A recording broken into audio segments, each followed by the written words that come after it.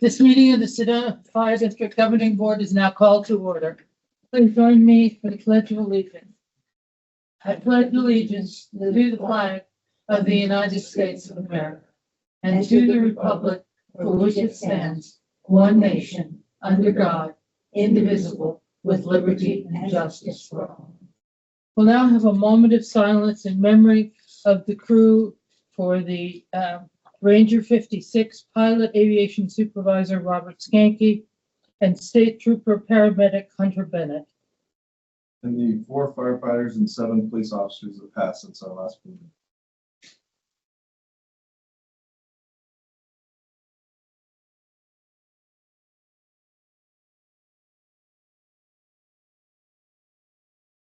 Thank you. Roll call. Helen McNeil, Chair. Here. Corey Cooperman, Clerk. Here. Diana Christensen, Member.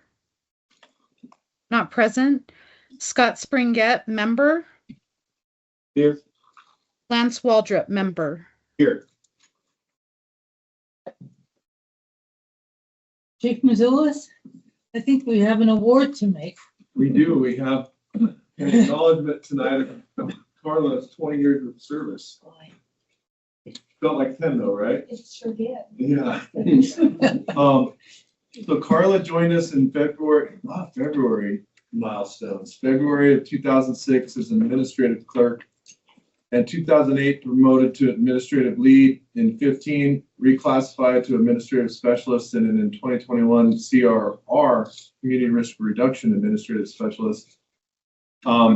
Awards throughout her career: admin support of the year twice, unit citation, and then again admin support employee again in 14 and 22. So throughout her career, just been an asset to Sedona Fire. When she was at the front desk, I used to call her, instead of Dufour, to call her Doofer, because she was like radar from MASH, where you're like, oh, you're looking for these files, or oh, you need this printed, and she's always been on it. And I know that for a fact Kirk would be a hot mess without her managing the CR's got the most complex schedule out of anybody in the district. And while our operations folks, get a call, get surprised and go when needed, CR is a more structured environment, but a lot of people pulling at them and wanting stuff done. So managing that schedule is challenging. I appreciate it more. I know everybody else appreciates it. So I look forward to the next 20 years.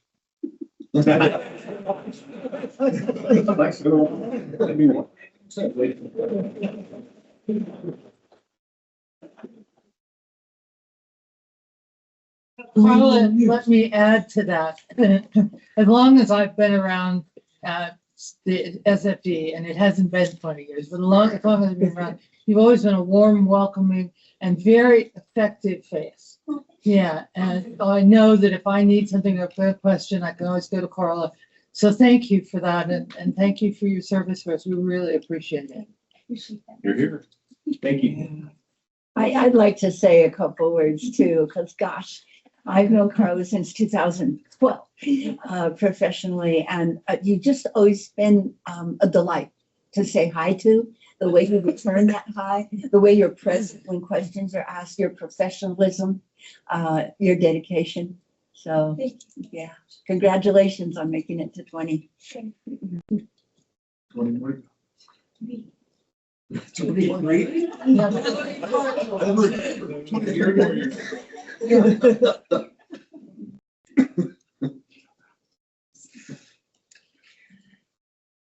So I think it's time for the budget workshop. Is Gabe with us? Yes, I am. Good afternoon, Madam Chair. How is everybody doing? Yeah. Good. I'd just like to throw in there too, congrats, Carla. I've loved over the years coming in that back door at admin, and then you pop out from behind the screen and always cheerful and happy. So congrats on that. Can I share my screen? I've got a few slides to just kind of go over kind of some high level stuff on the budget. And we didn't get that over to include in the original thing. Right now. Okay.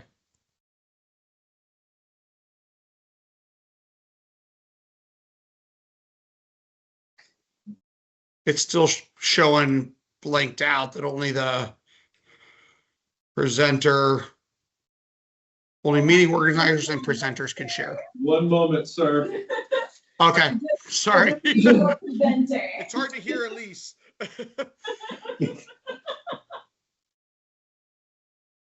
Ah, perfect. All right. So, good afternoon. So obviously right now we are kind of in the very early stages of the budget process. We had a kickoff last week with staff.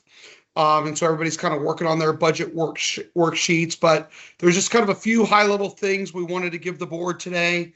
And then obviously kind of outline the schedule and game plan for budget this year. And then obviously open up if there are any questions. So, first of all, good news. We did get our assessed value in from both counties. Overall, we saw a 5.04% increase in assessed value.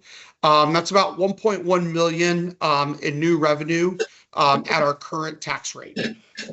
So that's obviously good news there. Yavapai County came in a little over 5%. And Coconino was a little over 3%. And so in totality, we're sitting there right at 5.04%. As always, and maybe even more so this year, the funding for fire districts has always been challenged. We're up against a artificial tax rate that doesn't take into account, global pandemics and record inflation and staffing needs for the modern day fire service. We also have legislation that is in law that limits our growth. And as you know, from Chief's reports over the last 2 months, we also know that there's pending legislation or proposed legislation that could take even a bigger hit at fire district funding through additional exemptions and full-blown property tax exemptions for certain individuals. So as always, we have to be diligent as we develop the budget to take into account our primary revenue source is rather constrained. We also have other revenues from non-tax levy. Ambulance is probably our next largest and most consistent revenue source, followed by our telecom and communication rents. Our wildland program, obviously ebbs and flows with season and ability to deploy, but that's another strong non-levy revenue source for the district. And then we have our other miscellaneous revenues or prevention fees, donations. Over the last couple of years, our interest income has been another strong driver of non-levy revenue.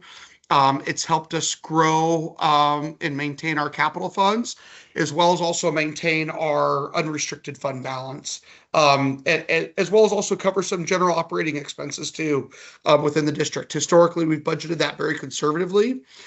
So we have outperformed, which have allowed us, obviously, the funding to ensure that the capital needs of the district can be met.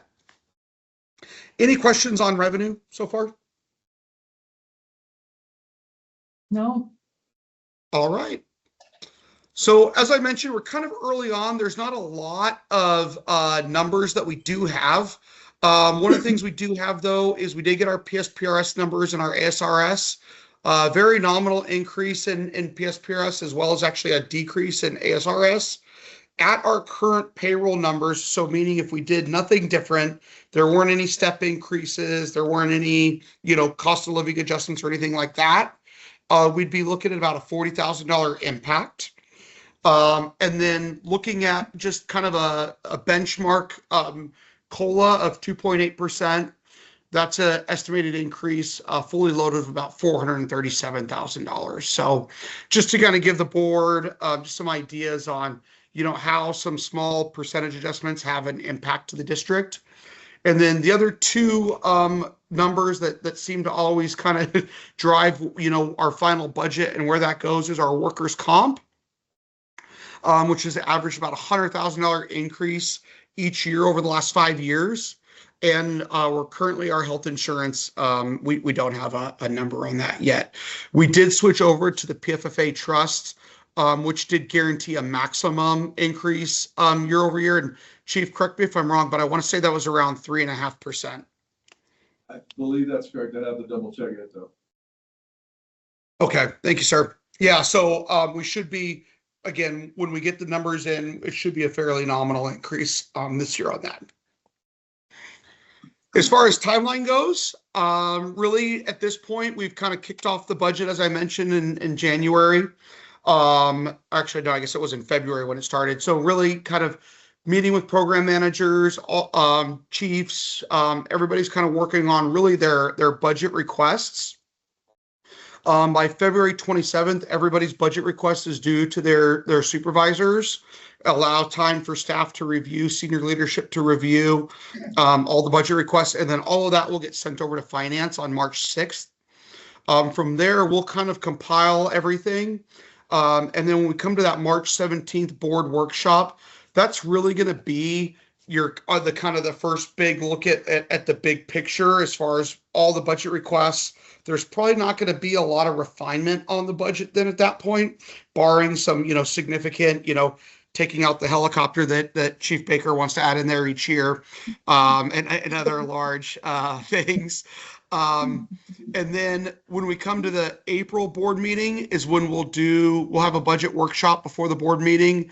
And that's when we'll do that kind of deep dive with the board, and where, we'll kind of go line by line through the budget. Make sure it's all questions from the board have been answered, all board direction has been, heard. So when we get to that May 19th board meeting, we have a refined budget. At that meeting as well, we'll ask for tentative adoption, which starts our minimum of 20-day posting period. And then we'll set the public hearing and the final budget adoption at that June 16th board meeting. So we should be, good to go July 1 with our new fiscal year. Can't believe I'm saying this, 2027 budget. So with that, unless there's any other questions, that's all I have for the budget. So Gabe, I've got a couple questions. Well, one, a request. Can you send copies of your slides out to the board so that we have that? Yes, I will make sure that gets sent over. If she sends it out. But yeah, it'd be good to have that. The other question I have is, in the past couple of years, we've done a separate workshop with the board, separate from the board meeting. And it's looking like you've scheduled this up for to do the workshops, particularly the April 21st one, with the board meeting. Yes. So in talking with Sarah, and I believe she spoke with Elise on this. If not, Elise, please correct me. But I know Sarah and I, in talking, we feel that deep dive board meeting on the budget, we always did on a separate day, just from a timing perspective. We feel that after the last really kind of 2 years, that process has been refined a lot better. And it's a lot more efficient that we can do it on the same day, obviously starting earlier. But by all means, if that does not work for the board and timing, we can find a different date or time in late April or early May to do that on another day if need be. Oh, it's kind of hard to tell you whether we need it or not because we aren't looking at the budget.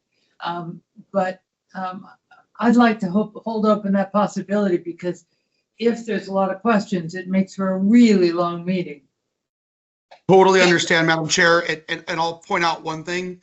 There's only one thing that's set in stone on this, and that's we have to adopt a budget by August 1st. And we have to backtrack 20 days for the minimum posting time period. But other than that, we can change anything that we need to if necessary. Great. Thank you. You're welcome. And then I just have one question, Gabe. I was a little slow in asking it on your previous slides, but you mentioned a nice source of income, extra income is our interest that we get. And on the money kept away. How is the outlook for that interest rate to be maintained throughout the next season of your budget? So that's a really good question. I again, you know, there's very different reports. You know, the Fed chair will be changing later this year. So we could very well see rates drop more, which means, you know, that interest income will decline relatively quickly. So we'll just have to kind of monitor that. Again, we do budget very conservatively on that to kind of hedge that risk. Again, I think from a budget standpoint, I'm not too concerned about its impact, but I just think what we will see is our earning power potentially decrease over these next based on the current outlook. Okay, thank you. Any other Go. questions for Gabe? Think you're good, Gabe? All right, thank you guys. I'll stop my sharing, Elise, so you can take over again. So Chief, do we have any members of the public who wish to speak? We do not. Okay, all right. So then we move to the consent agenda. And I would like a motion to approve the consent agenda, which consists of the regular meeting minutes for January 20th, 2026. Can I have such a motion? Chair, I'd like to make a motion to say. Thank you. Second, I'll second that. any further discussion? All in favor, say aye. Aye. Aye. Opposed, say nay. The consent agenda is approved. Gabe, back to you with the financial report and updates. You guys just can't get enough of me. That's true. You guys have the January financial report in the packet. Starting off, you'll see our total revenue for the month of January was at 1.189 million. That was about $50,000 over what we had. Over what we had budgeted. As far as expenditures go, those are at $2,068,000, and that is sitting at $18,000 over what we had budgeted. Breakdown on the revenue, and actually I misspoke there. That's actually under budget by 51,000, not over. Tax levy revenue came in at 889,000, which is under budget by 85,000. Again, looking at, you know, how we're doing from a year-to-date perspective, we're actually right on track on tax levy revenue, so just more a function of timing. Non-levy revenue is sitting at $300,000, which is $34,000 over budget. Couple things driving that variance. One, we talked about it kind of during the budget session. Our interest income still continues to outperform what we budgeted because we budgeted very conservatively. And then the other driver is our ambulance revenue that is over budget for the month as well as year to date when we get to those year to date numbers. On the expenses, we had a few variances that I wanted to kind of point out. Personnel was over budget by $63,143. Really, that was being driven by overtime costs as well as some timing on some of our associated benefits. And then buildings and land continues to trend over budget. Again, there's been a lot of, you know, maintenance that has not been done. And so with some of the budget savings we're seeing this year, along with some of the revenue performance we're seeing this year, we're taking the time to get ahead of some of the facility maintenance that's been needed. You'll see the other three major categories left up there: vehicles and equipment, communication, IT, and managerial are all under budget for the month. Next slide. Yeah, so Gabe, as you go on, you mentioned overtime budget contributing, you know, to higher cost. And I'm just curious about that because that usually doesn't come up as a reason. Was there just more need for overtime usage? So I'll let chiefs expand on this, but there definitely is a need for more overtime because to your point, we and I say we at Sedona, there's a very good management of the overtime usage. But I'll let chief chime in if there's anything in particular other than just staffing. No, primarily the drivers this month we had our annual shift live fire training and extrication training, and then preparation for the engineer's exam. But all budgeted and expected items. It's just a spike with, we have those annual trainings. Very good. Thank you, chief. As far as total revenue, we're sitting at 18.7 million through the month of January. That is over our budget by $1,082,000. On the expense side, we're sitting at 14,099,000 or under budget by 59,000. As I mentioned before, tax levy revenue is pretty much right on target there, a small positive variance of about $15,000. And non-levy revenue is over by $1,067,000. And again, those drivers that we've discussed throughout the year are ambulance, wildland deployment, and interest income. Expenses, significant expense variances. Again, personnel is over budget by $219,000. That's driven by those wildland deployment costs, which we did receive obviously reimbursement for, and is what's driving that positive variance on the revenue side. And then again, buildings and land is over, driven by the facility maintenance. Again, in totality though, year to date, we are under budget. Next slide. As far as budget expended, we've spent 59%, with 41% remaining for the rest of the fiscal year. On the next slide, our breakdown on where our expenses are.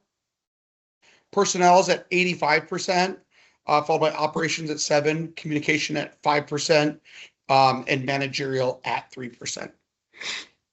And then last slide there, our kind of cash position. We ended the month with 24.1 million total cash on hand. That's an increase of over 1.19 million over the prior year. Other assets increased from 23.89 to 26.27. A lot of that is driven by our investment in capital assets. Also, we did see a kind of an increase in receivables year over year, predominantly related to property tax collections. And then total liabilities increased from small decrease of about $1 million from 33.5 to 34.5. And that's just kind of a function of pay down on our long-term liabilities, as well as all the audit adjustments as it relates to pension and our end leave liabilities. Okay, Unless sorry. there's anything. Is the liabilities was an increase, wasn't it? Yes, increase of 1,035,000.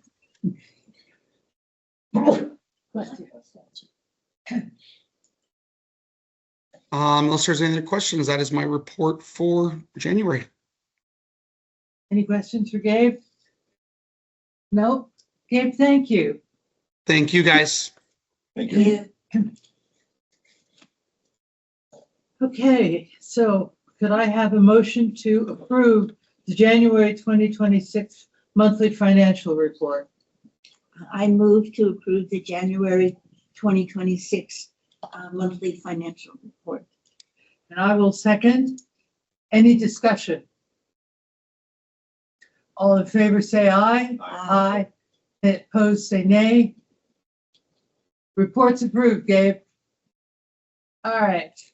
So Thank you, monthly guys. stuff. Thanks, Gabe. Thank you.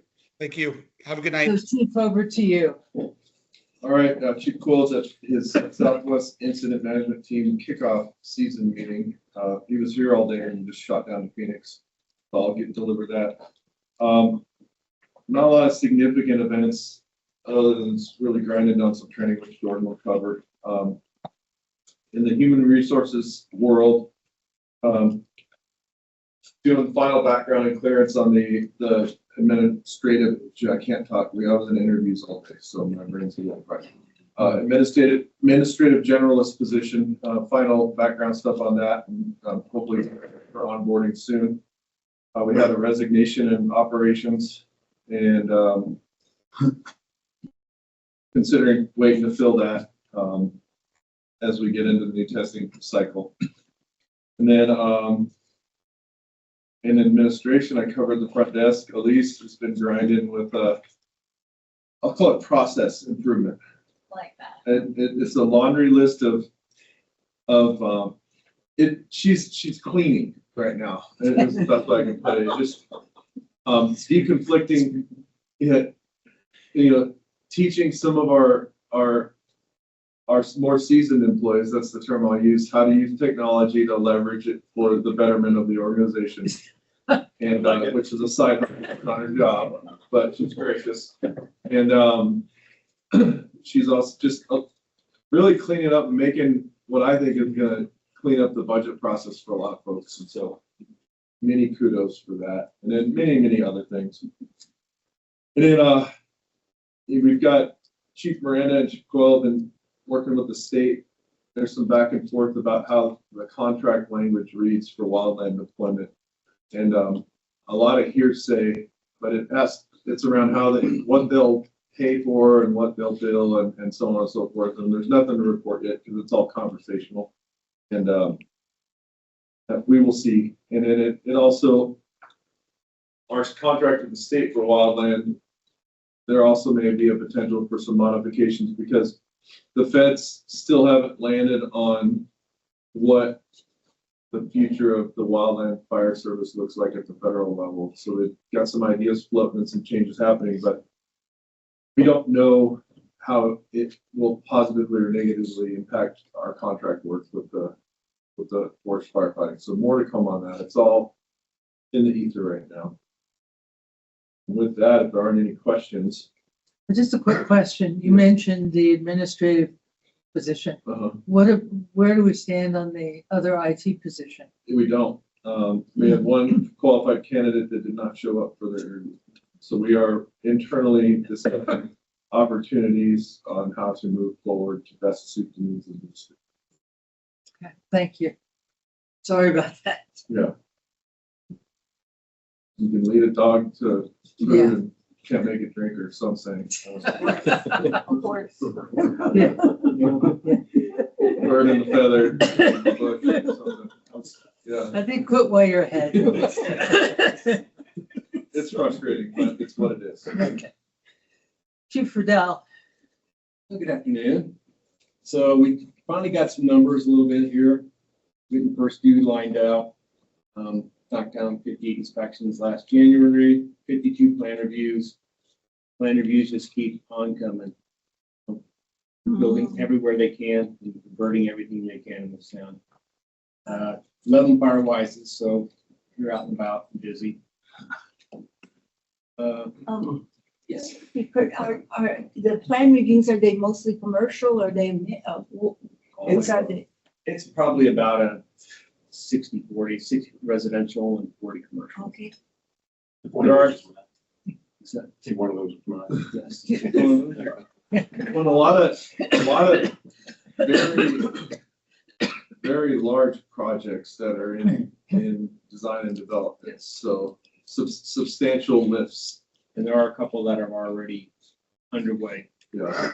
That are Very very large. One project that's coming down the pipeline is projected to be upwards of 100 million. So. Is that commercial? Yeah. Yes. Yeah. Mm. So, and yeah, the rest of them are pretty much residentials. And And are they new residential or remodels? mostly new. But a lot of them are remodeled. A lot of people are converting garages. They're getting a vacation rental thing, whatever they can do. And the new ones, there's no flat dirt really around, so now they're getting creative. And now I gotta get creative at how we're gonna get to their house. If it's on fire or a medical call, that's usually the reason that gets their attention. Fires, I don't care, but if you have a medical emergency and I can't get my ambulance up to your house, then what? Oh, fire investigation, we did have one last month. That was at the Red Rock Garage. And it was on a Sunday afternoon, Sunday mid-morning. And that was kind of weird to have that go out on a Sunday morning. So I went out there and the son was welding in the garage. And he learned a lesson not to do it next to an open pan of brake cleaner. That lit off. Then he got the fire extinguisher. And then when the fire extinguisher hit it, he got too close and he just blew the flames up. Hit the fire sprinkler did what it's supposed to do. So all the damage was pretty much water damage. Two very expensive machines, the wheel alignment machine, everything got. Is the son okay? Yeah, everybody's fine. Perhaps that chief just do this and give him some lessons in effective and safe hot work. Yeah. See that do some interesting welding though. But if you're ever at the Red Rock Garage, I will kudos to the guy. He's built like tables and stuff out of gears, out of transmissions and stuff. Really nice. Really good stuff. Where's Red Rock Garage? It's off of Yellow Pine. Okay. A coffee pot and then Yellow Pine's on the left. It's a red garage. Painted red. There you go. Run Sedona, I was gonna just throw a little out there, but I think I'm gonna turf that over to Chief Bukowski since he was in the meeting after Okay. the marathon. You know more than I do. I accept. So, next, please. Oh. I got this for you. I thought I missed like, I don't, so wait a minute. Upcoming events, just so you know, next week is the Sedona International Film Festival, so expect Sedona to turn into the bigger zoo than it already is. I was gonna say. So I'll let you know that's coming. And last month, our fire inspector, John Westbrook, went to the last conference in Laughlin with classes learning about fire safety, which used to be pretty much focused on, we call it clown school. They dress up and go to the schools for the kids and run performances and stuff and teach them about fire safety. But now it's getting away from that more and going into more slip, trips and falls, more home stuff, and getting out to the public instead of just gearing towards the kids. So that was good that he went there. He's been involved in that for 12 years. Yeah, he was running it, the president of that organization here. I'm lucky to have him, so he can do all that. I don't get dressed up. You're not into slip strips and falls. Not clown. I'll do slip trips, but I'm not putting on makeup. Sorry. Anymore. That's all I got. Unless you have Well, any and questions. it's an additional one, and there's an email in your inbox if you could respond promptly, members of the board. The Sedona St. Patty's Day Parade is coming up. Though. Just indicate if you want to ride on UTV. Unless it's snow. Yeah. That's right. Last year got canceled, right? Yeah. Yeah. Was it last year? Yeah, it was Yeah. No, last year Yeah. was canceled. Now it's gonna be in it. They blend together. Yeah. All right. Okay, thank you. All right, Good job, Chris. Chief Well, Bukowski. I'll start with the marathon or the Run Sedona event, which is the longest distance is a half marathon. And they had, I believe we touched on some of this last meeting, but there was, it's capped at 4,000 entrants, and that's how many they had with a 600-person waiting list. There was a few hundred, not sure what the final number was of no-shows. But we did say it last time, each person is supposed to bring, it allegedly brings, based on economic impact numbers, 1.5 people with them to this. And so it created some logistical problems for us that were new because of the volume of people around the start finish, sort of within the event space that's congregated right there behind the emergency room on the Bodie Drive. We had 2 UTVs, 2 ambulances, myself, I was at the start finish in a mini operations capacity. And then Chief Wassel was at the Emergency Operations Center at Sedona PD with them. And it ended up being a bit of a gap analysis that we've already had a few reviews afterwards. Communication wise, that space at Sedona PD it's like a cave. And so we couldn't get good cell phone coverage inside and out, things like that. But what that led to, which is really good, is we're going to actually have a a tabletop exercise before the next one with all the major players as if an incident within the incident actually happened. So whether that be an accidental car turning the wrong way into runners, a shuttle bus tipping over, something like that. So we can test our capacity and capability along with the city and the new city emergency manager, Chance. I don't know his last name is. Chance. His last name starts with a W, but you don't say the W or something. But we ended up back to, so that's a good fruit of it as far as partnering with our mostly law enforcement partners. We had, depends on how we account for it, 5 little incidents within the marathon that were race related, at least, whether that was someone pre-race who got sick before they even ran, which happened. But our folks got to them efficiently and handled it, nothing catastrophic, but we're going to improve on it moving forward. But I'll tell you, it was, at one time I was grabbing an EMS bag because our folks couldn't get to the people. So when it falls to me, that's a thing. And I couldn't walk through the crowd. There was just so many people. So, but it all got handled, and we're looking forward. It's already scheduled for next year, which will be the first weekend in February, I believe, again. So, thank goodness it doesn't overlap with the film festival. No, we can't do that. We were well. That was one piece. Then I lost my train of thought there. Anyway, back to this. The rest of the duties here. Fleet. Mike Sheehan continues to train Reese in the shop. Reese is moving along. It had been a while since I mentioned Reese. Reese is over there as a mechanic in his own right, though growing into working on emergency vehicles and things under Mike's tutelage, and I think we chose the right guy for sure. Lance was in on that.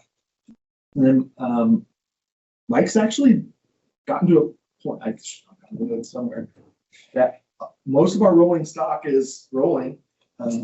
It's feast or famine with that stuff, where everything breaks on a weekend and he comes in on a Monday and he spends, the rest of the week fixing just those things as opposed to doing some periodic maintenance and things like that.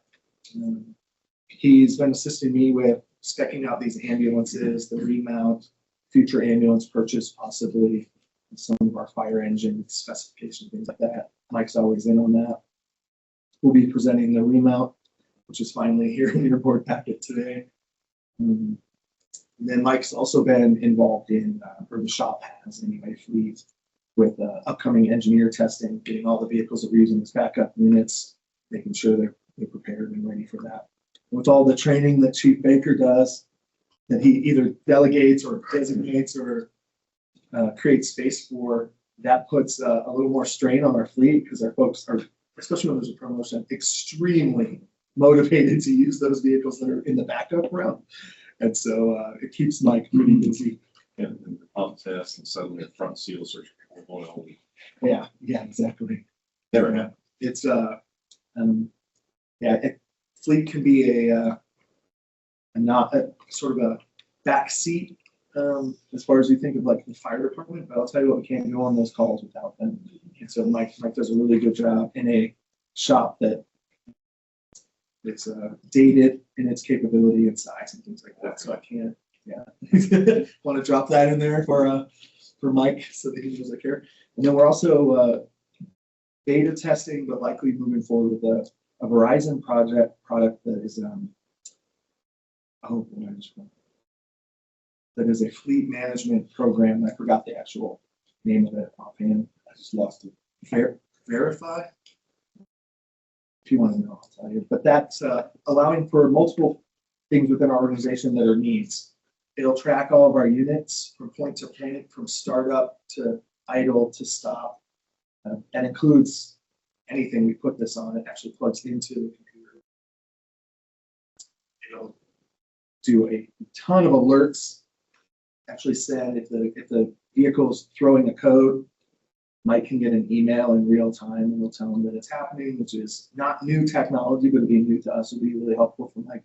He can vet what's important as far as what alerts he wants to receive.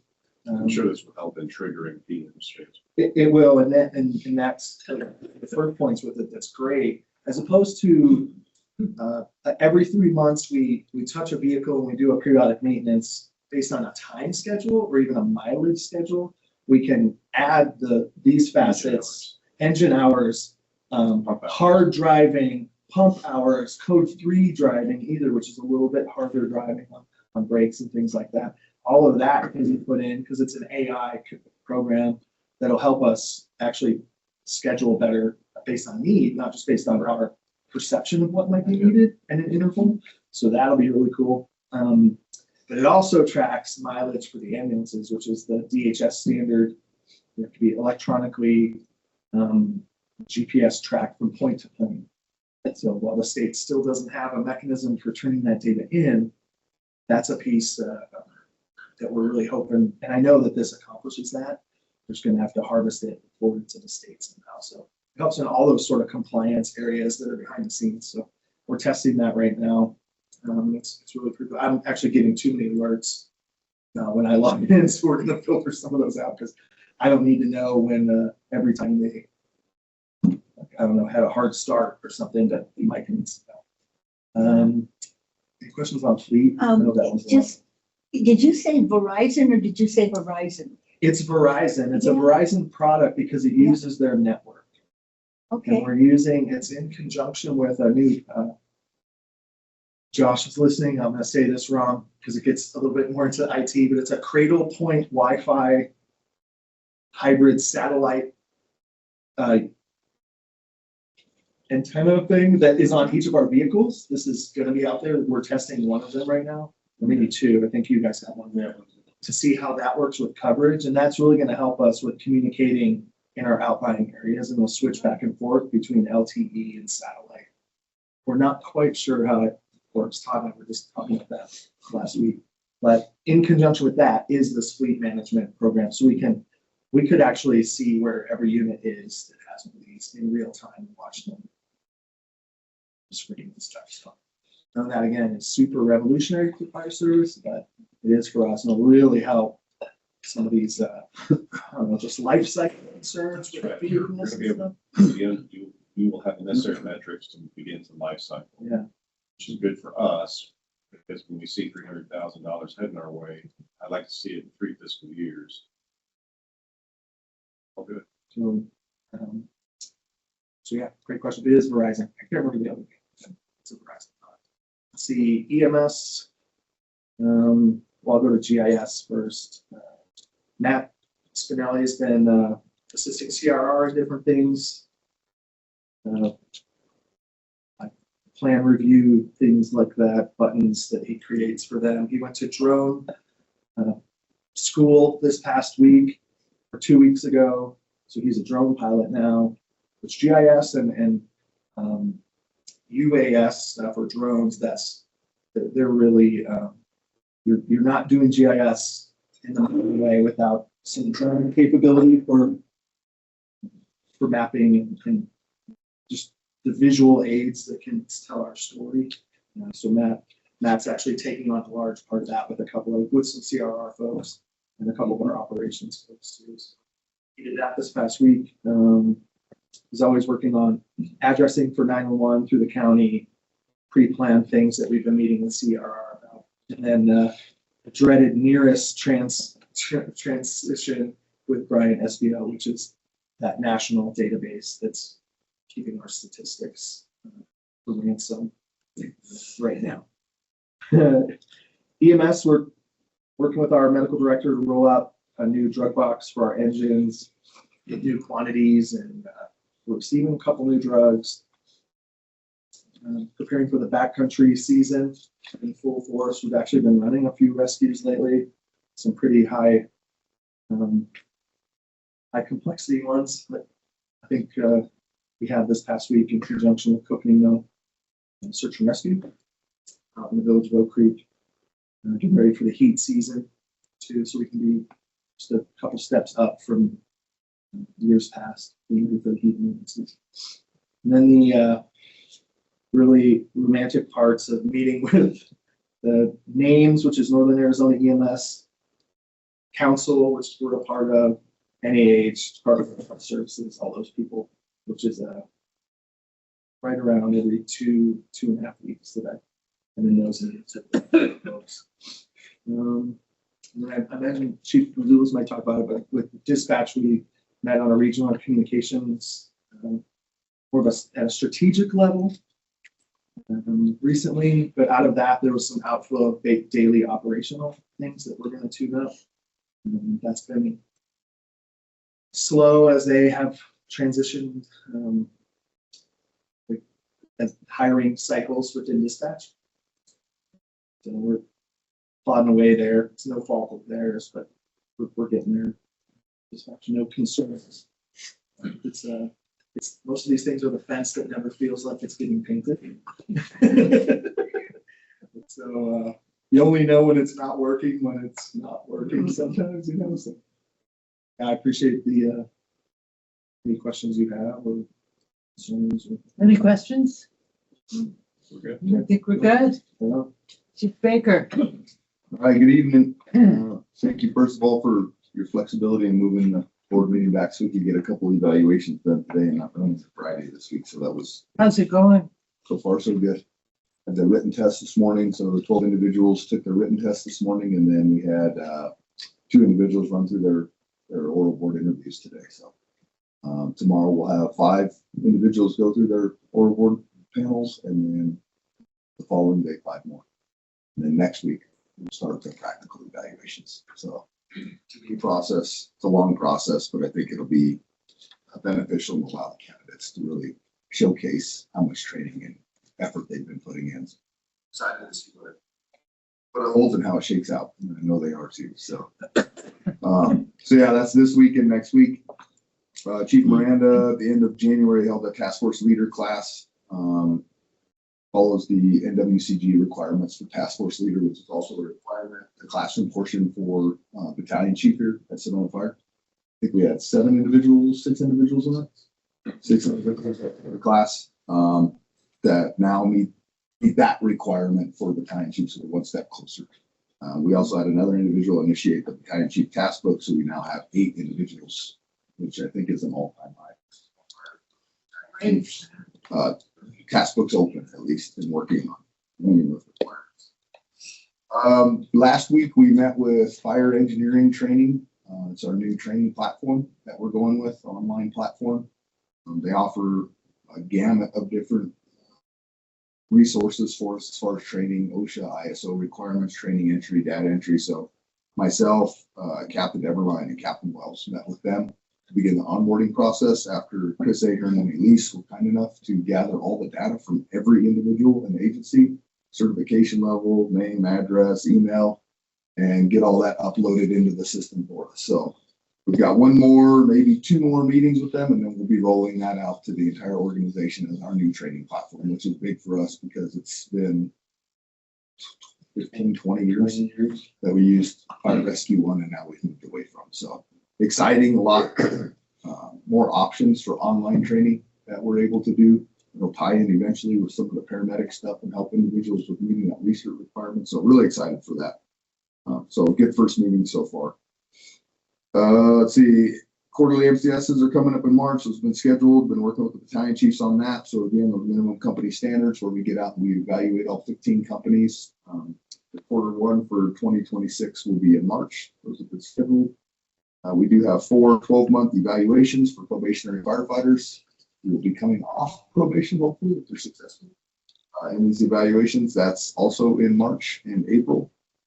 Right when I think things are going to slow down a little bit, they pick right back up.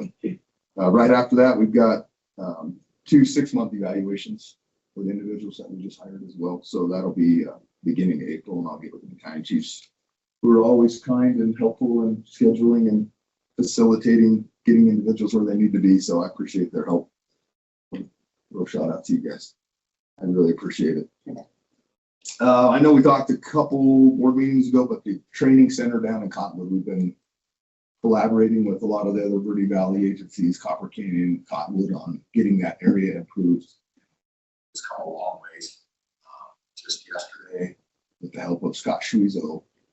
The ventilation prop that we utilized to simulate vertical ventilation, the roof had a hole in it, and it was safe to use. People basically fell through up to the knee. You want to call him Chief Schwezo, Scott Schwezo, helped us get a roofing company down there named Hales Roofing, and they donated all their labor and materials. It was a nice, I saw the nice thing on social media. It was good to Good job. highlight them.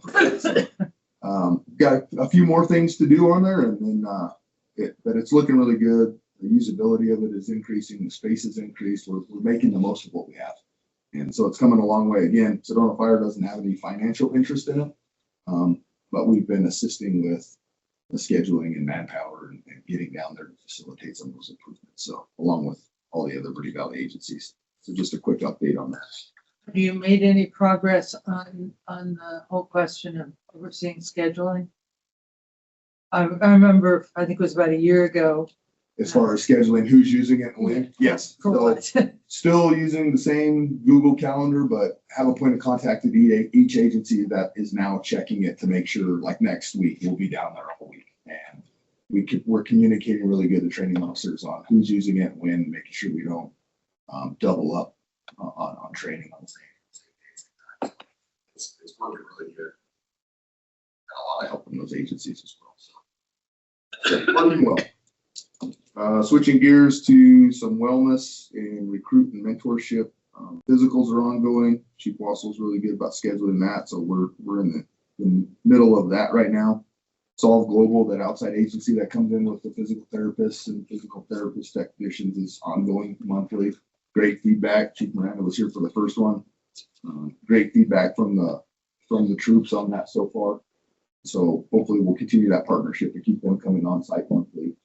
Get our folks preventative wellness to mitigate any on or off duty injuries. And then finally, real quick, for the last 2 years, maybe 2.5 years, been really trying to build up our mentorship and recruitment program.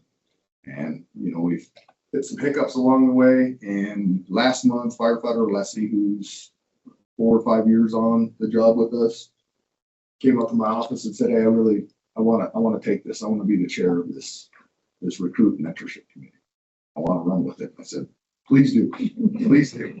And he has, and he's done a fantastic job. You'll see a flyer up here in a minute. It's on Facebook, it's on Instagram. It's going out to all the high schools.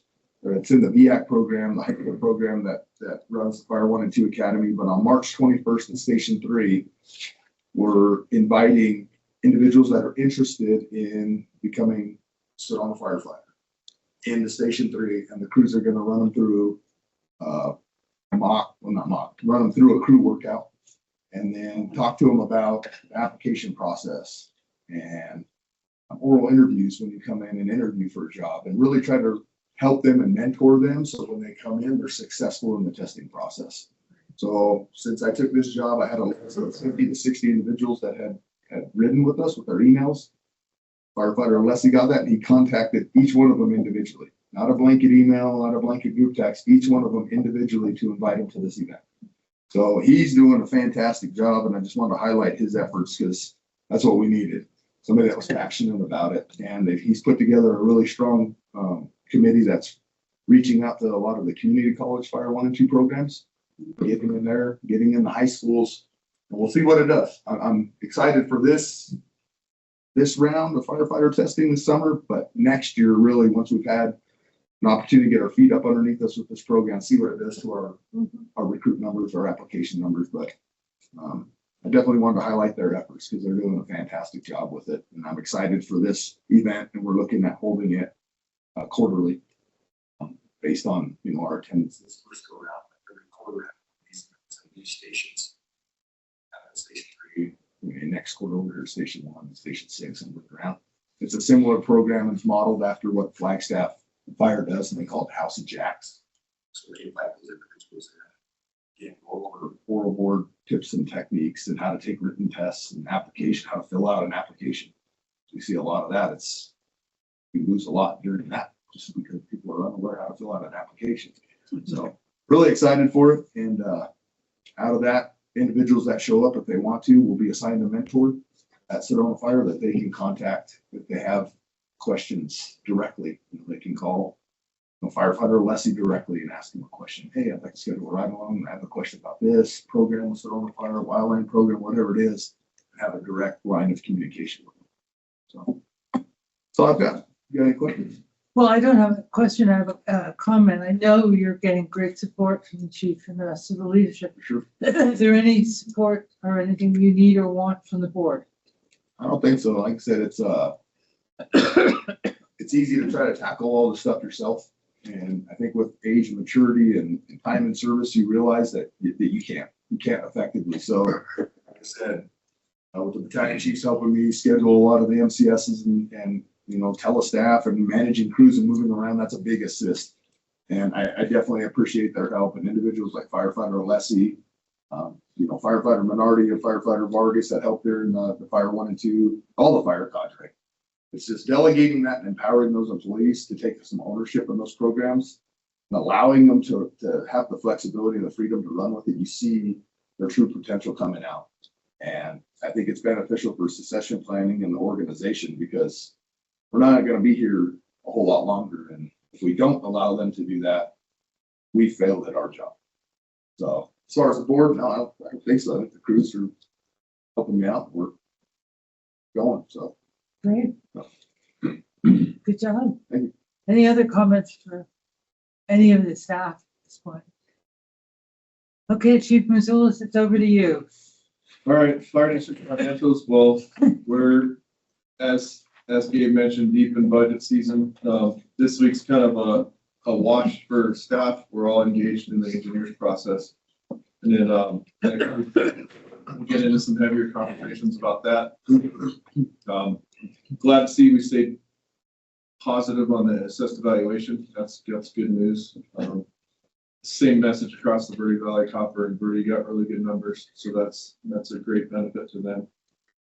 And then from a financials perspective, regionally, Copper Canyon and Verde Valley's labor groups wrote a letter of support for a joint powers authority.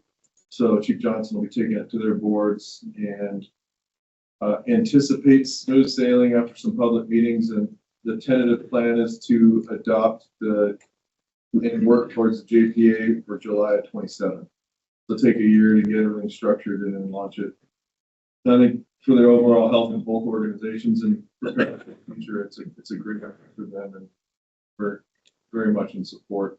Chief, would that mean they're merging into one, or? So they become a joint powers authority, so their administrative and managerial staff would align, but each district would maintain the mill rate appropriate, and then they have two boards, so they have two fire boards, and then they have a monthly meeting where members from each board would meet jointly.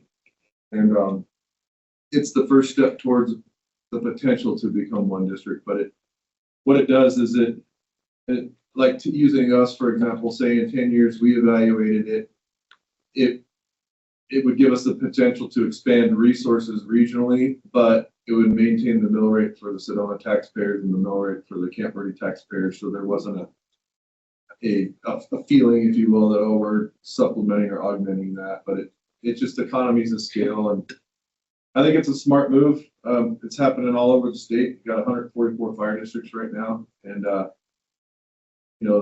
the legislation keeps coming down the pipe to make it harder to be a fire district. So these types of conversations about consolidation and joint powers should maintain financial solvency. So more to come on that. Capital project updates. Got an initial denial of our request to parcel the parking lot in Uptown adjacent to current Station 4 because of some misunderstandings and miscommunications between city folks. So I'm navigating that right now. And then you'll see a BAC tonight for update on Station 4, and that's related to forward progress on Station 4. We anticipate to get 60% drawings mid-March, and we're also going to plan a little public viewing, if you will. And right now we're looking at probably doing it in here. There's not a real, just because of the chance of weather, we're kind of shooting the idea of on-site or at the Sedona Beer Company or something, but we get best laid plan and then it's dumping snow and then we can't do it. So this would be the safe bet. And then, Station 5, we have submitted a request to the state. We sent it to the, Hank Vincent, the regional park director, and he's reviewing it and gonna push it up the state chain. And that's all I know about that. There's no website to go to say, here's how a bill becomes a law with this process. You send it into space and then you wait. And then you respectfully follow up with a, hey, how's it going email every couple of weeks and hope for. All those people have the same job. Yeah, and so, but it has been officially launched. And then, Scott's really just been running around. Really, he's got his feet under him now, not that he didn't before, but he's been kind of in a reactive maintenance mode. And thanks to Elise babysitting him on some budget documents and process, I'm excited that he's going to bring a really thoughtful plan for the next few years for us to go from reactive maintenance on our facilities to a proactive. As you know, an air conditioner lasts 10, 15 years. So I'd like to be, and we will be in a position where I will know, or the board that is here in 15 years will know this is going to be an expense. And because right now we'll go 2-3 weeks without a device or a piece of mechanical equipment because we're waiting for it to get ordered because we didn't replace it because we waited until it broke. So I'm excited, similar to what Buzz has been working on with Fleet. We're going to have that mechanism in place. I heard a stat at the fire station conference a couple of years ago that 60% of the station's costs is not the building, it's the main maintenance of it over the life of the station. And if we can get ahead of it, you know, we can keep these current stations running longer and have a good plan for a new station 4. And I don't believe we had any purchase orders over 10,000. And then legislative update. Chair McNeil indicated to me that you guys are getting that update from the state. We're kind of in that everybody shotgunned all their stuff, and then now everybody's arguing over what's going to surface, and a few have dropped off, but no real updates. Some of the real damaging, in my opinion, tax-related bills seem as if they're pushing them to go to vote in the primary. So it's a different way to get something passed versus just legislation at the House, having them take it to the voters. So if any of them make it out of committee and make it to the ballot, then that'll be a November conversation of strategies to educate our public. But nothing's materialized yet. On that, Chief, do they have to do the process where they get considerable amount of signatures to get it on the ballot, or can the I legislature believe the just put it legislature on? can vote to put it on the ballot. Wow, I didn't know that. Yeah. Yeah, it's a different, you know, citizens can get votes or get Yes. signatures to get on the ballot, but the legislature can put it on the ballot. Then it'll behoove us to, and I'm sure our state level associations will have aggressive marketing for or against whatever comes out. And then it seems the pension plans tier 3 bill is the other one that I'm seeing really get a lot of support and move forward. And that'll be great for what will become a majority of our employees in the next 10 years. And what it does is they're pushing to remove the age requirement. And right now, the tier 3 pension plan doesn't incentivize people to get a fire job at 20 years old because you got to work.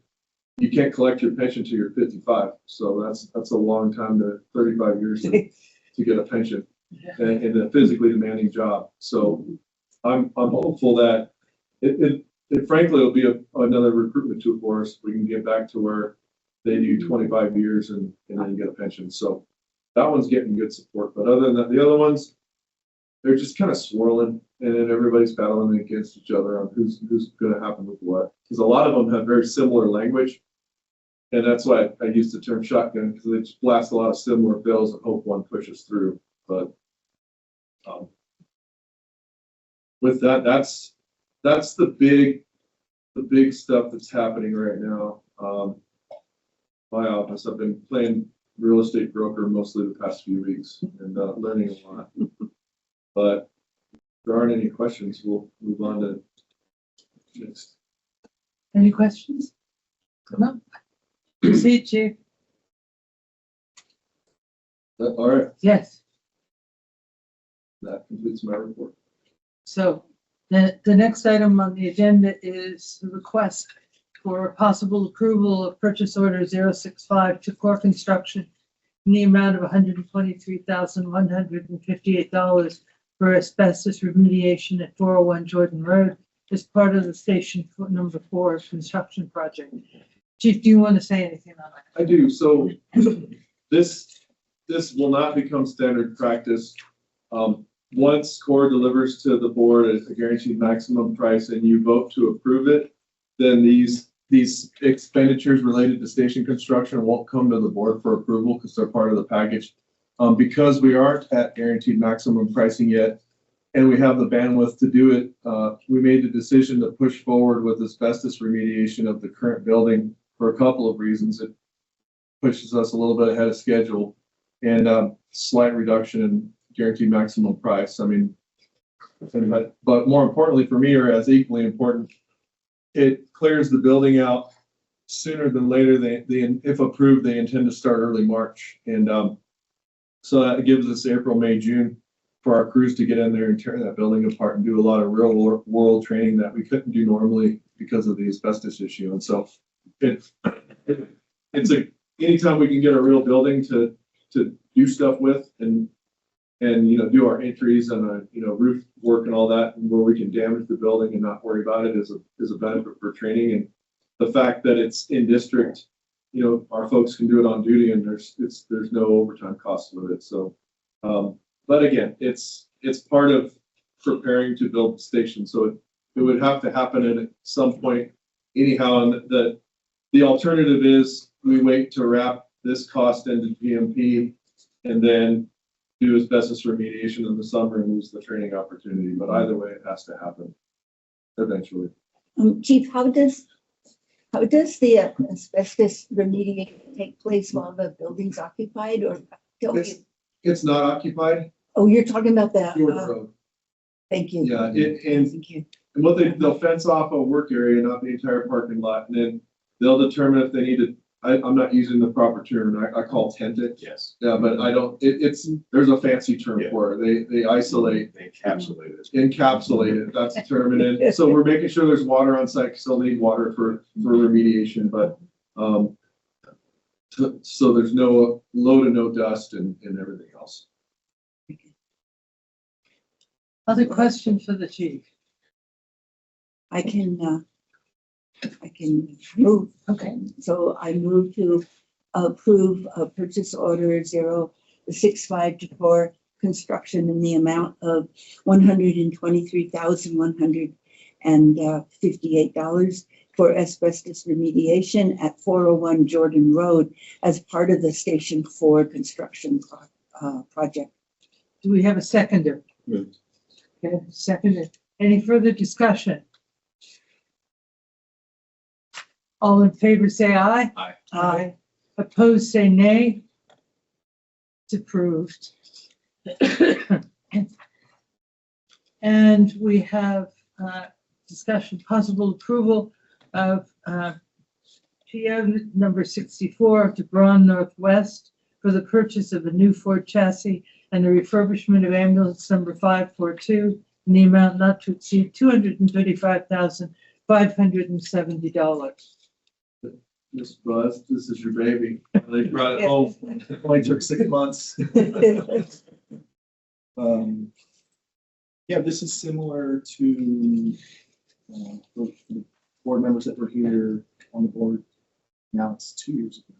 Similar process with the existing 2016 ambulance, and we send it to Washington. And they take the patient compartment off, put a new 2026 chassis underneath it, and kind of like refurbish certain things that we've identified, and then improve safety standards. So if it's not, if there aren't 4-point harnesses and things like that for paramedics that are operating back there, some of them just have black belts and things like that. Those are improved upon. Some lighting and things like that. Mostly safety concerns. Anything that's aging out, that's going to be a maintenance concern over the next span of its life. The UV. Yeah, and UV lighting, or a UV light that when you shut the door, you can turn on UV light and it kills surface. Reflective. Cooties. I don't want to speak on a term of what it'll actually kill, because someone probably knows way more about it. Yeah, that'll be in there, and then a ventilation vent fan for the patient compartment also has some antiviral, antibacterial.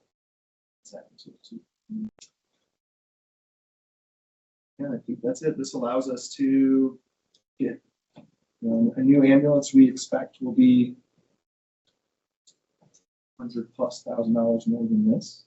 So it allows us to sort of reduce, reuse, recycle for one more time. This will be the first time this one's been remounted. And we expect to get 2 out of each one. If worse comes to worse, we could extend that. Yeah, I'm very grateful. Well, I'm glad to see happening as you're standardizing a 450 and 550 chassis. Then that should. Because it extends the service life of the coach. So good on you.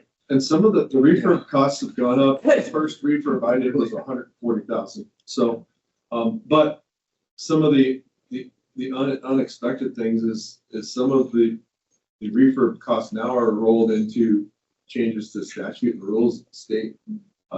Like our ambulance bench, Buzz mentioned, has black belts, and they won't remount it unless you bring it up to current state standards for obvious reasons. And we don't want to not be meeting state standards. So it's you don't just screw new seat belts to the wall of the ambulance. They have to do substantial upgrades to the interior to make it have one. Yeah, not anymore. So, yeah, it's in the capital plan. It's funded in there. We hope that you'll approve it so we can send it to Washington.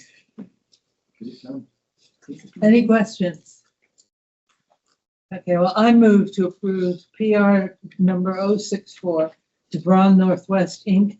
for the purchase of a new Ford chassis and the refurbishment of ambulance number 542 in an amount not to exceed $235,570. Do I have a seconder? Second. Okay. Any discussion? All in favor, say aye. Aye. Opposed, say nay. Got your new ambulance. Well, thank you. Hey. It's less used. New to me. Yeah. So any board member updates or ideas for future meetings? No? Well, then I think that this meeting of the Sedona Fire District Governing Board is adjourned.